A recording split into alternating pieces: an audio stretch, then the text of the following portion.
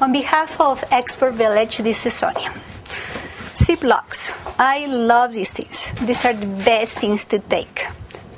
And they are expensive down there. And everybody loves them. These are great gifts. And I use them for everything. I pack underwear. You know, I can easily separate bras from socks, from anything that knickknacks. I pack gifts in the Ziploc bags. I use double Ziploc bag if I'm going to the jungle and I don't want, let's say, my memory card getting wet. I pack my makeup. They're see-through.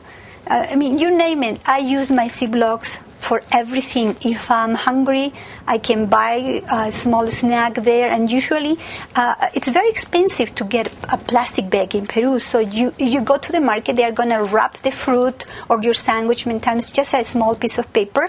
So I give this as a gift, and I also put my lunch or any snack that I want for the trail. I use them especially, I know I'm vain sometimes. I take makeup. These are so good. And everything is clear. You can get from the smaller to the big ones. And I feel so protective. Nothing gets wet. I know it's very easy to find. Plus, people love the fact that, it looks organized. So that's, for me, a very important thing.